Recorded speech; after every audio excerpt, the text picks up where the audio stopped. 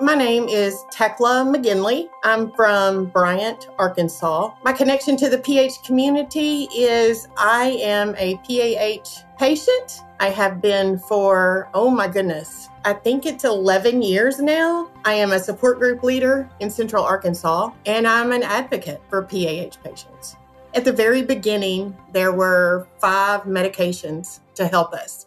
And I started on 1, and then I was on 2. I think now there's over about 12 FDA approved medications. And it's been quite interesting to see the changes in the education for doctors and nurses and any medical professional that gets to help us now. I've said before, I'm not afraid to go to an emergency room anymore or a doctor because I'm not afraid of them killing me for not knowing what I know or having to teach them. I've been very fortunate to be able to go in and help educate some medical professionals also. It's been quite the ride. I have seen such a change, and I've seen people be able to live with this disease so much better than we were able to when I was first diagnosed 11 or so years ago. I keep saying I'm 8 years past my expiration date. I'm excited for what's in the future for us. I think I'm going to get to see something out there where this is a livable disease. I'm sad that it's taken so long, but I'm very excited to be able to see something like that.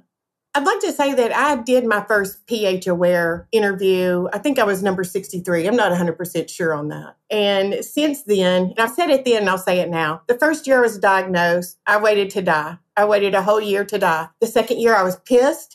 I was pissed at everybody. No one could say or do anything right. And the third year, I put my foot down, decided to do something about it because I was going to advocate for myself because I wanted to live. I did not like what this disease had done to myself and others, the way it brings on a depression and a loneliness because it was so misunderstood. And don't get me wrong, it's still misunderstood. Part of my journey was to make sure no one had to go through what I went through to get a treatment available. And now there's so many different options that are FDA approved. It's amazing at the things I've seen. I actually don't feel as bad about the disease as I first did. I'm not 100% with it. We're not best friends. It does run my life every day, but we're getting to know each other a little better, I guess I could say. I did have a lot of anger because of the people who weren't understanding the disease because they'd never heard of it. And so I just decided that no one should have been treated the way I was by friends, family, and medical professionals. So I decided to start talking and not shut up and just start talking about the disease anytime someone would listen to me. It's just not right that someone with another disease that's more known has all of these availabilities to them to help cope with everyday life. And someone that gets diagnosed with pulmonary arterial hypertension doesn't because it's so rare and people don't know about it.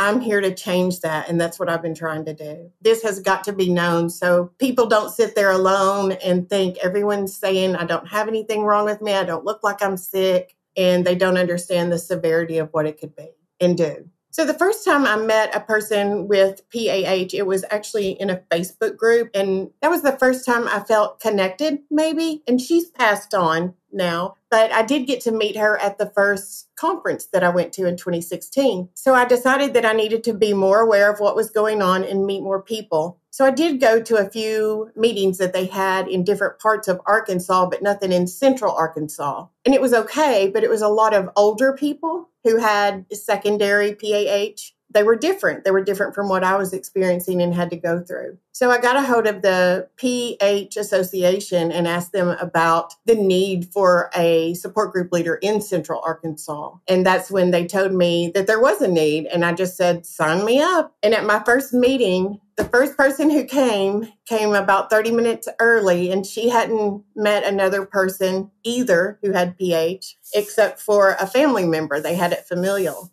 And, you just hold hands and we cried because we could tell that we knew what each other had going on inside our emotional brains because of this disease. And it's such a connection to meet someone who understands what you're going through because nobody else can understand that. Your caregivers can't understand it. So it made me want to educate and get more awareness in Central Arkansas, of course. So people, again, didn't have to go through the hardships of trying to get diagnosed and trying to have treatment. For the first 3 years, I had to go out of state. And that's not right. That's not right at all. And I had to come back in state because insurance wouldn't cover me anymore. So it's been hard, but no one should have to go through that. We should have stuff right here for us. And fighting the insurance companies, fighting the oxygen companies, and so on and so forth, and the nurses and the doctors, but I'll do it for anybody.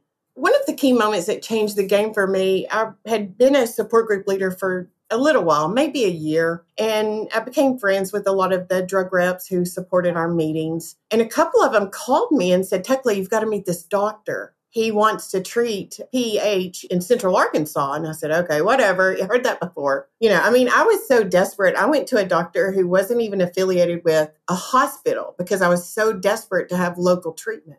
And that was the worst mistake and only lasted a couple months. But anyway, they had this doctor they wanted to come. And I said, okay, let's have him come and talk to us about pH and just see what it's all about. And he was the very first doctor who came in and explained how pulmonary arterial hypertension affects the entire body from your head to your toes and everything in between. And no one had ever discussed that with me, although I knew some of it. And no one had ever discussed that with the patients that were in my support group. So that was one of the things that this has got to get out there. This information and education has got to get out there to people and their caregivers so they know that this is not just one thing, whether it's heart or lung, it's a lot of things. And they need to know how to have it treated, and they need to know where to go and be treated.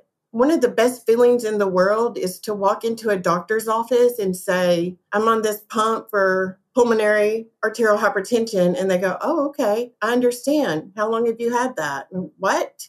Are you kidding me? You really know what this is about? So just getting it out there, having some of my family realize the severity of this disease has been eye-opening. A few friends who realize it and know that I can't just get up and go. Sometimes I have to have a little planning. Can we just get up and go to the lake? No, I need a couple hours before I can do that. I got a lot of stuff I have to take with me. My doctor has gone from like 70 patients to hundreds of patients with PH now. And knowing that that many people have been helped is just amazing. And that they're getting proper treatment is just amazing to me. I'm so happy that I could be a part of the journey. When I went to the convention in 2016 in Dallas, I volunteered because I was on scholarship. So of course I was going to volunteer. I'll do anything. So I volunteered to hand out the shirts. And a lady came up to me. We did the same thing. We just looked at each other and there was a connection. And we grabbed hands, and her name's Yanni. And she's from Puerto Rico, I believe. She lives in Florida now. But we're still friends. And we couldn't even really communicate with each other at that time. But we held hands and we cried and we hugged because the emotion of knowing these two people from different parts of the world knew exactly what the other one was thinking because of the emotional stress that you have to go through with this. And that's happened several times.